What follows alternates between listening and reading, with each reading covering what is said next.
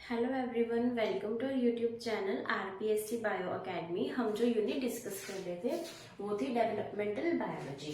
Developmental biology में हमारा जो टॉपिक चल रहा था वो था फर्टिलाइजेशन। फर्टिलाइजेशन की स्टेप्स को हम डिस्कस कर रहे थे प्रीवियस 2 क्लासेस के अंदर। हमने फर्टिलाइजेशन के स्टेप्स को 5 पार्ट्स के अंदर डिवाइड किया था। फर्स्ट स्टेप था अप्रोच। अप्रोच किसकी करनी है? स्पर्म की ओवा से अप्रोच करनी है। सेकंड स्टेप था कैपेसिटेशन।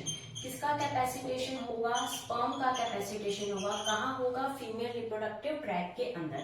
थर्ड हमने पढ़ा था यहाँ पर एक्रोसोमल रिएक्शन। कैपेसिटेशन से क्या चेंज आया कि एक्रोसोमल रिएक्शन हुई। इसके एक्रोसोम के एंजाइम्स ने जो भी ओवम की जितनी भी ऊपर लेयर्स थी उन लेयर्स को भेदा, उन लेयर्स को पेनिट्रेट किया।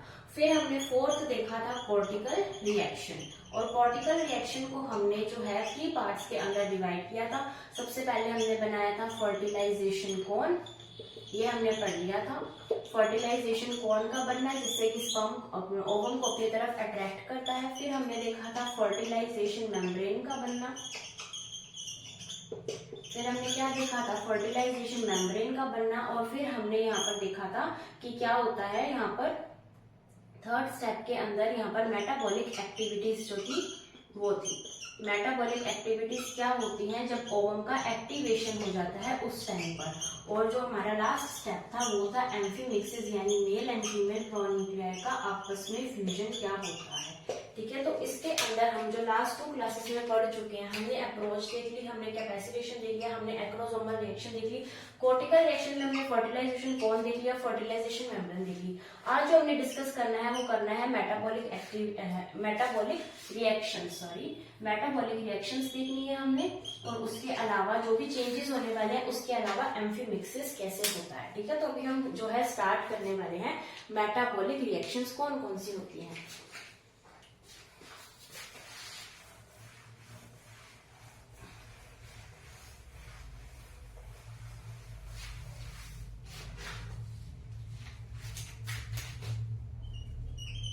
क्या देखना है हमें? उसका सी पार्ट देखना है। मेटाबॉलिक रिएक्शंस कह लो या मेटाबॉलिक एक्टिविटीज कौन कौन सी होती हैं, ये हम डिस्कस करने वाले हैं। अगर हम बात करें मेटाबॉलिक एक्टिविटीज की, तो अभी तक हमारे पास क्या बन चुका है? अभी तक हमारे पास फर्टिलाइजेशन मेम्ब्रेन बन चुकी है और यहाँ पर कंफर्म हो चुका है कि यहाँ पर अब फर्टिलाइजेशन होगा। ठीक है, फर्टिलाइजेशन मेम्ब्रेन कहाँ बनी थी? फर्टिलाइजेशन मेम्ब्रेन बिफोर फर्टिलाइजेशन बनी थी या आफ्टर फर्टिलाइजेशन बनी थी? तो बिफोर फर्टिलाइजेशन क्या बनती है? Fertilization membrane. हमने देखा अभी तक फर्टिलाइजेशन हुआ नहीं है, लेकिन सी अर्चिन का एग्जांपल लेकर हमने देखा था कि फर्टिलाइजेशन से पहले फर्टिलाइजेशन मेम्ब्रेन बन गई थी। लेकिन अगर हम यहाँ पर फ्रॉग की बात करें तो फ्रॉग में फर्टिलाइजेशन मेम्ब्रेन जो है वो आफ्टर फर्टिलाइजेशन बनती है। तो ये हमें याद रखना है। ये जब कल मैं देख रही थी क्वेश्चंस देख रही थी, तो ये जो है आपकी जो पीजीटी है, जो अदर स्टेट्स की पीजीटी है, उसके अंदर क्वेश्चन आया हुआ था कि जो फ्रॉग के अंदर फर्टिलाइजेशन मेम्ब्रेन बनती है वो कब बनती है? तो आफ्टर फर्टिलाइजेशन बनती है। ठीक है, तो अभी हम डिस्कस करते हैं कौन कौन सी मेटाबॉलिक एक्टिविटीज जो है वो यहाँ पर हमें देखने को मिलती है। सबसे पहले हम ये कहेंगे कि जो प्लाज्मा मेम्ब्रेन है, किसकी प्लाज्मा मेम्ब्रेन है? ओवम की। प्लाज्मा मेम्ब्रेन किसकी है? ओवम की। इस प्लाज्मा मेम्ब्रेन की परमेबिलिटी के अंदर चेंजेस आएंगे। इसकी परमेबिलिटी के अंदर चेंजेस आएंगे, यानी अब ये परमिएबल हो जाएगी। किस किस के लिए परमिएबल हो जाएगी? हम कह सकते हैं वाटर के लिए परमिएबल हो जाएगी, ग्लाइकोल के लिए परमिएबल हो जाएगी, पोटेशियम आयन के लिए परमिएबल हो जाएगी, फॉस्फेट आयन के लिए परमिएबल हो जाएगी। यानी इसकी परमिएबिलिटी बढ़ जाएगी। किसकी? इस ओवम की। क्यों? क्योंकि अब फर्टिलाइजेशन होने वाला है तो इसको भी बहुत सारे चेंजेस करने पड़ेंगे फॉर फ्यूचर, जो उसके अंदर एम्ब्रियो बनने वाला है। और क्या होगा? और जो ये प्लाज्मा मेम्ब्रेन है इसका इलेक्ट्रिक पोटेंशियल जो है वो चेंज हो जाएगा। पहले इसका इलेक्ट्रिक पोटेंशियल जो था वो था पॉजिटिव, अब इलेक्ट्रिक पोटेंशियल पॉजिटिव से नेगेटिव हो जाएगा। ठीक है, पहला चेंज हमने क्या देखा? इसकी परमेबिलिटी चेंज हो जाएगी, इसका इलेक्ट्रिक पोटेंशियल चेंज हो जाएगा। ठीक है, उसके अलावा यहाँ पर क्या है कि जो कटायंस हैं, कटायंस की कॉन्सेंट्रेशन यहाँ पर बढ़ जाएगी। कटायंस क्या होते हैं? ऐसे आयंस जिनके ऊपर पॉजिटिव चार्ज होता है, तो उनकी कॉन्सेंट्रेशन बढ़ जाएगी। जैसे Na पॉजिटिव है, K पॉजिटिव है, Ca+2 है, तो इनकी कॉन्सेंट्रेशन बढ़ जाएगी। लेकिन इन सबके अंदर सबसे इंपॉर्टेंट जो फर्टिलाइजेशन में हेल्प करता है ना, वो कैल्शियम आयन है। तो सबसे इंपॉर्टेंट आयन कौन सा है? कैल्शियम आयन, जो स्पर्म की मैच्योरेशन में भी हेल्प करता है, उसको डिफरेंशिएशन में भी हेल्प करता है। तो यहाँ पर जो सबसे इंपॉर्टेंट आयन है वो है कैल्शियम आयन। उसके बाद यहाँ पर हम देखते हैं कि जो प्रोटीन का सिंथेसिस है वो भी यहाँ पर हमें बढ़ता हुआ दिखेगा। क्यों? क्योंकि अब प्रोटीन तो बनाना पड़ेगा, एम्ब्रियो बनने वाला है, प्रोटीन का सिंथेसिस बढ़ जाएगा। यहाँ पर क्या है कि एनर्जी भी तो चाहिए, तो NAD कन्वर्ट हो जाएगा NADP के अंदर, क्योंकि हमें क्या चाहिए, हमें एनर्जी की भी रिक्वायरमेंट है। यहाँ पर DNA का सिंथेसिस भी बढ़ जाएगा। डीएनए का जो सिंथेसिस है वो कैसे बढ़ेगा? क्यों बढ़ेगा? क्योंकि डीएनए के सिंथेसिस होगा और यहाँ पर क्या आएगा, प्रॉक्सिमल सेंट्रियोल जो है वो यहाँ पर ओवम के अंदर आ जाएगा। और ये जो प्रॉक्सिमल सेंट्रियोल है ये क्या करेगा, ये प्रॉक्सिमल सेंट्रियोल बनाएगा स्पिंडल फाइबर्स। स्पिंडल फाइबर्स किसके बने होते हैं? माइक्रोट्यूब्यूल्स के बने होते हैं। तो यहाँ पर स्पिंडल फाइबर्स जो है वो बनने शुरू हो जाएंगे प्रॉक्सिमल सेंट्रियोल से। क्यों बनने शुरू हो जाएंगे? क्योंकि क्या होने वाला है, क्लीवेज होने वाला है। तो क्लीवेज की तैयारियां यहाँ पर शुरू हो चुकी है। क्लीवेज क्या है? कुछ नहीं है, सिर्फ सेल डिवीजन है जो एक एम्ब्रियो के अंदर होगी, जो जाइगोट के अंदर होगी, उसे क्लीवेज कहा जाता है। तो क्लीवेज के करने के लिए, सेल डिवीजन करने के लिए हमें स्पिंडल फाइबर्स की जरूरत होती है। और स्पिंडल फाइबर्स कहाँ से आएंगे? इस प्रॉक्सिमल सेंट्रियोल से। और ये प्रॉक्सिमल सेंट्रियोल कहाँ से आया? क्योंकि जब हमने देखा था कि अगर ये एक ओवम है तो इस ओवम के ऊपर यहाँ पर ये स्पर्म जो है इसकी एंट्री हम करवा रहे हैं, ठीक है। तो जब हमने इस स्पर्म की स्ट्रक्चर देखी थी, तब हमने स्पर्म की स्ट्रक्चर में देखा था कि इस तरीके से एक्रोसोम था, ये उसका हेड पार्ट था, यहाँ पर उसकी नेक थी और नेक के बाद यहाँ पर मिडल भी स्टार्ट हो रहा था और उसके बाद हमने यहाँ पर इसकी टेल बनाई थी। कुछ इस तरीके की स्पर्म की स्ट्रक्चर हमने बनाई थी। तो इसके अंदर हमने कहा था कि यहाँ पर क्या प्रेजेंट है, यहाँ पर एक्रोसोम प्रेजेंट है, यहाँ पर हमने न्यूक्लियस बनाए थे जिसके अंदर हमने डीएनए और प्रोटोन्यूक्लियस दिखाए थे। यहाँ पर हमने कहा था कि प्रॉक्सिमल सेंट्रियोल होता है और यहाँ पर हमने कहा था एक डिस्टल सेंट्रियोल होता है। जो डिस्टल सेंट्रियोल होता है वो क्या बनाएगा, एक्सोनीमल फिलामेंट्स बनाएगा जो टेल बनाने में हेल्प करेंगे। लेकिन इसका जो प्रॉक्सिमल सेंट्रियोल है ना, ये प्रॉक्सिमल सेंट्रियोल यहाँ से कहाँ शिफ्ट हो जाएगा, इस ओवम के अंदर। अब ये क्या आ गया इसके पास, प्रॉक्सिमल सेंट्रियोल। क्यों आया? क्योंकि इसने कल को क्लीवेज करवानी है तो उसके लिए स्पिंडल फाइबर्स भी बनाने पड़ेंगे। तो ये जो प्रॉक्सिमल सेंट्रियोल है जो स्पर्म के अंदर प्रेजेंट, इसका काम क्या है, ये क्लीवेज के अंदर हेल्प करता है, ठीक है। तो ये क्या आ गया, प्रॉक्सिमल सेंट्रियोल। तो इसका मतलब जो ह्यूमन्स है, ह्यूमन्स के अंदर कहाँ तक का पार्ट जो है वो ओवम के अंदर एंटर करेगा। एक्रोसोम ने अपना काम दिखा दिया, न्यूक्लियस ने तो फ्यूज होना ही है, उसके अलावा यहाँ पर जो है प्रॉक्सिमल सेंट्रियोल भी एंटर होगा। यानी ओनली हेड पार्ट जो है, ह्यूमन की बात कर रही हूँ, ओनली हेड पार्ट ओवम के अंदर जाता है। स्पर्म का ओनली हेड पार्ट जाएगा, पीछे वाला पार्ट अब नहीं जाएगा, क्योंकि माइटोकॉन्ड्रिया से एनर्जी यूज कर ली गई है, जो उसने स्विमिंग करनी थी और टेल से ये मोटाइल हो ही गया था, ठीक है। तो ये हमने देखा कौन कौन सी मेटाबॉलिक एक्टिविटीज जो है वो यहाँ पर होती हैं। सबसे पहले प्लाज्मा मेम्ब्रेन की जो परमिएबिलिटी है वो चेंज हो जाती है। वाटर है, ग्लाइकोल है, पोटेशियम है, फॉस्फेट आयन की तरफ ये ज्यादा परमिएबल हो जाता है ओवम। इसका इलेक्ट्रिक पोटेंशियल पॉजिटिव से नेगेटिव हो जाता है। यहाँ पर कटायंस की कॉन्सेंट्रेशन बढ़ जाती है, यहाँ पर प्रोटीन का सिंथेसिस बढ़ने लग जाता है। एनर्जी चाहिए तो NAD में कन्वर्ट होने लग जाता है। डीएनए की सिंथेसिस होने लग जाती है। क्यों होती है? क्योंकि अब यहाँ पर सेल डिवीजन होने वाला है, स्पिंडल फाइबर्स भी बनने शुरू हो जाएंगे। तो अभी हम देखते हैं इसका जो लास्ट स्टेप है, एम्फीमिक्सिस।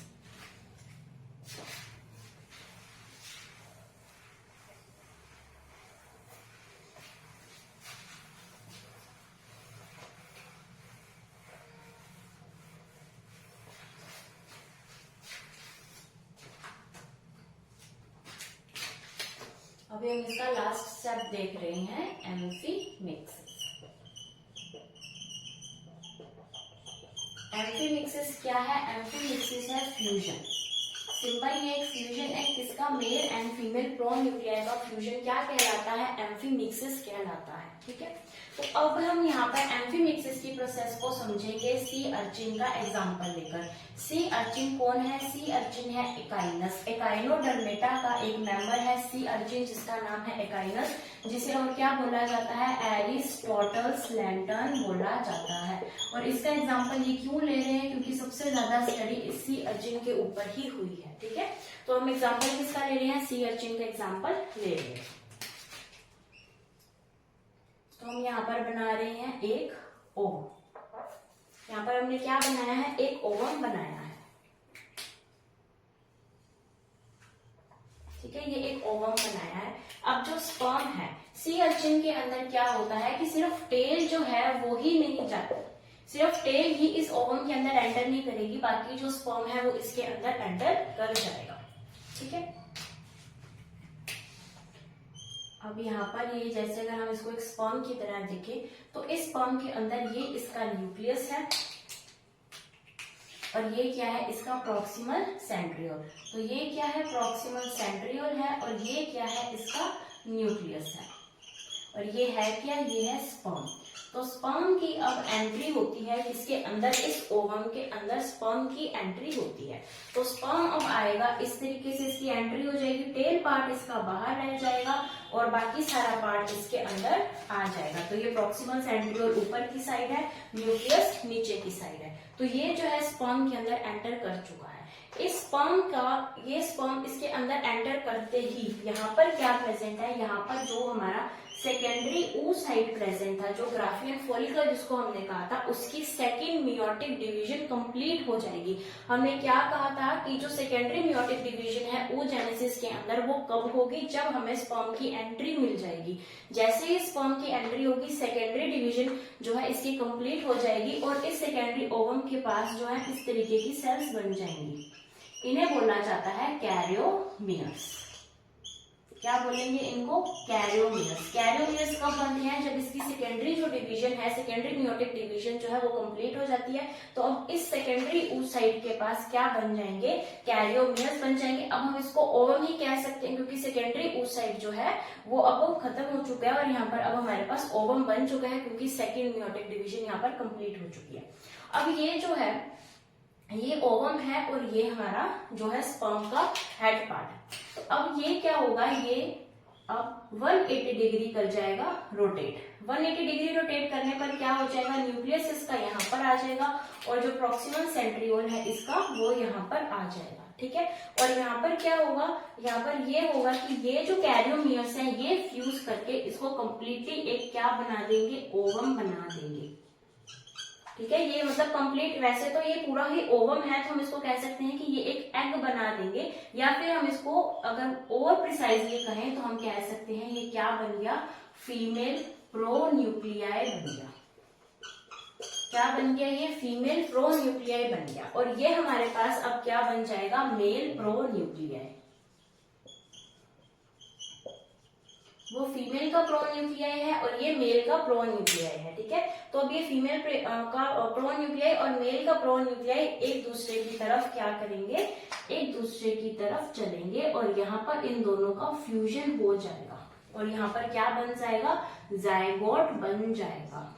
क्या बन जाएगा, जायगोट बन जाएगा। ठीक है, अब जो ये स्पर्म है, इस स्पर्म का यहाँ तक ये जो मूवमेंट हुआ है, इस मूवमेंट को हम फर्स्ट नेम दे देते हैं। यानी एक नंबर पर क्या मूवमेंट हुआ है कि स्पर्म का ये पार्ट यहाँ पर आया, ये रोटेशन कर कर यहाँ पर पहुंच चुका है।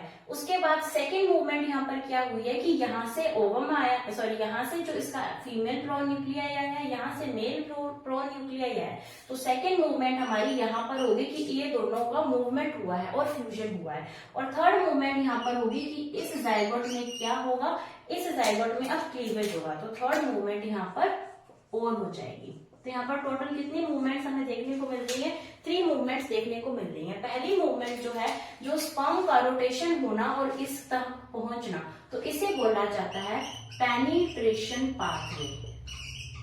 क्या बोलेंगे, पेनिट्रेशन पाथवे इसे कहा जाता है। जो सेकेंड इसकी मूवमेंट हुई है, जहां पर मेल प्रोन्यूक्लियाई ने भी मूव किया है, फीमेल प्रोन्यूक्लियाई ने भी मूव किया है, इसे बोला जाता है कॉप्युलेटरी पाथवे। क्योंकि यहाँ पर कॉप्युलेशन होने वाला है इसलिए क्या बोलेंगे, कॉप्युलेटरी पाथवे।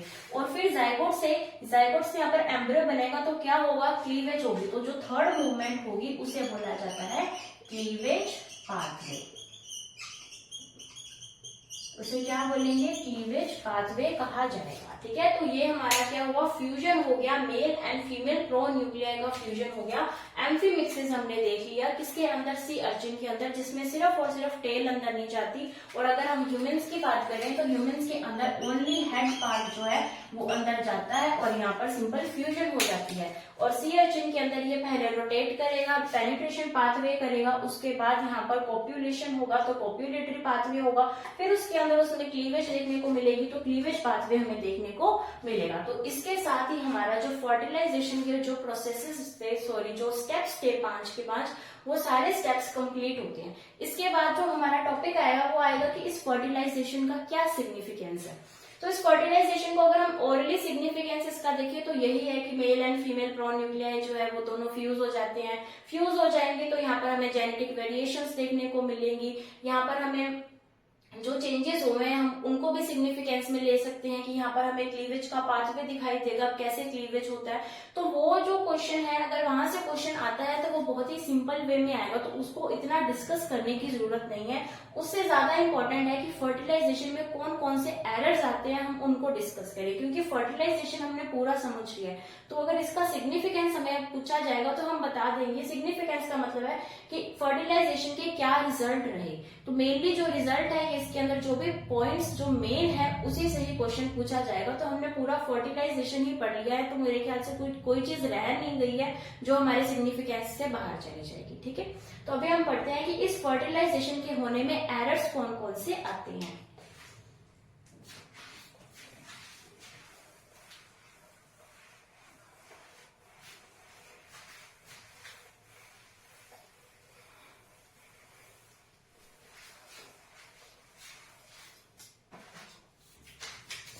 हम क्या देखते हैं इसके अंदर कौन कौन से एरर्स आ जाते हैं, यानी इनके फर्टिलाइजेशन के दौरान कौन कौन सी त्रुटियां देखने को मिलती हैं। तो एनिमल्स के अंदर कौन कौन सी त्रुटियां देखने को मिलती हैं, इसको हम जो है 5 स्टेप्स के अंदर डिस्कस करते हैं। अभी 5 तरीके हैं जहां पर मेनली हमें एरर्स कह सकते हैं हम इसको। फर्स्ट है पॉलीस्पर्मी।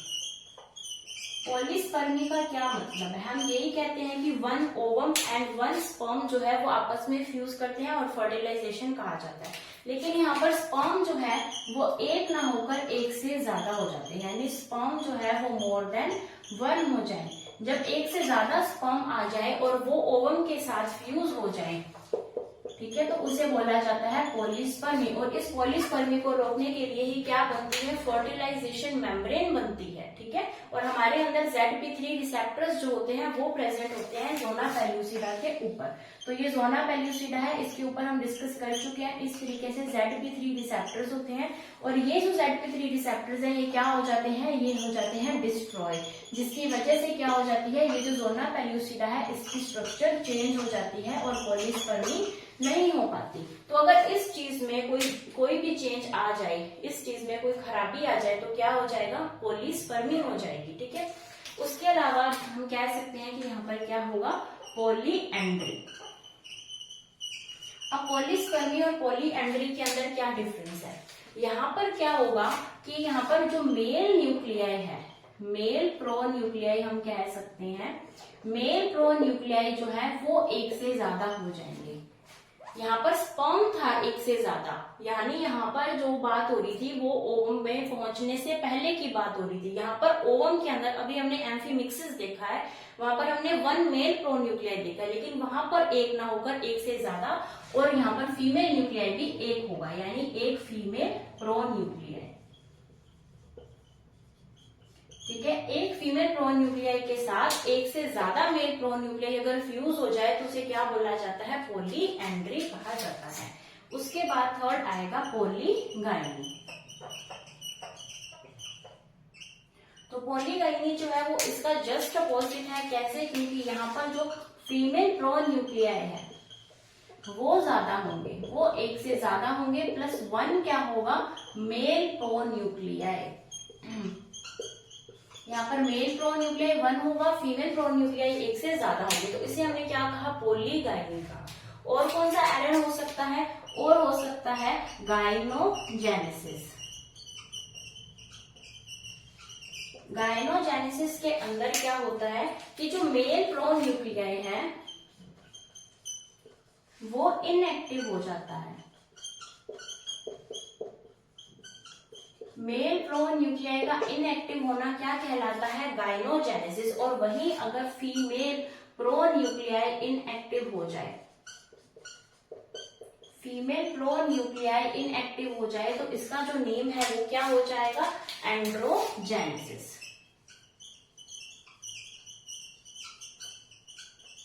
ठीक है, तो इसे क्या कहेंगे, एंड्रोजेनेसिस कहेंगे। तो ये थे हमारे जो मेन एरर्स थे फर्टिलाइजेशन के। फर्स्ट एरर था पॉलीस्पर्मी, जहां पर एक से ज्यादा स्पर्म एक ओवम के साथ फ्यूज होने की ट्राई करे तो उसे क्या बोला जाता है, पॉलीस्पर्मी। स्पर्म, एक से ज्यादा स्पर्म की एंट्री हो जाना।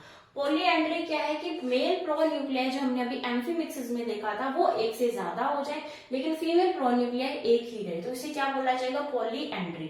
पॉलीगाइनी क्या है कि फीमेल प्रोन्यूक्लियाई तो एक है, लेकिन एक मेल प्रोन्यूक्लियाई एक से ज्यादा फीमेल प्रोन्यूक्लियाई और एक मेल प्रोन्यूक्लियाई जब फ्यूज हो जाए तो बोलेंगे पॉलीगाइनी। और गायनोजेनेसिस के अंदर मेल प्रोन्यूक्लियाई जो है वो इनएक्टिव हो जाता है और एंड्रोजेनेसिस के अंदर फीमेल प्रोन्यूक्लियाई है वो इनएक्टिव हो जाता है। ठीक है, यहाँ पर गायनो है, नेम में गायनो है लेकिन इनएक्टिव मेल हो रहा है। मेल जो नेम है उसमें एंड्रो है लेकिन इनएक्टिव फीमेल हो रही है। तो यहाँ पर हमने ये चीज को थोड़ा सा ध्यान से करना है। ठीक है, तो इसी के साथ क्या होता है कि हमारा जो फर्टिलाइजेशन है वो फर्टिलाइजेशन यहाँ पर हमारा फिनिश होता है। ठीक है, तो आज के लिए ही इतना ही, और कल हम स्टार्ट करने वाले हैं पार्थिनोजेनेसिस। पहले हम पार्थिनोजेनेसिस पढ़ेंगे क्लीवेज से पहले, क्योंकि पार्थिनोजेनेसिस से डायरेक्टली क्वेश्चन तो नहीं आए लेकिन इनडायरेक्टली क्वेश्चन आ चुके हैं, तो इसलिए हम पार्थिनोजेनेसिस को इग्नोर नहीं कर सकते। हमने पार्थिनोजेनेसिस को कल पढ़ना है, उसके बाद हम क्लीवेज स्टार्ट करेंगे। तब तक आप वीडियो को लाइक कीजिए, शेयर कीजिए, हमारे चैनल को सब्सक्राइब कीजिए।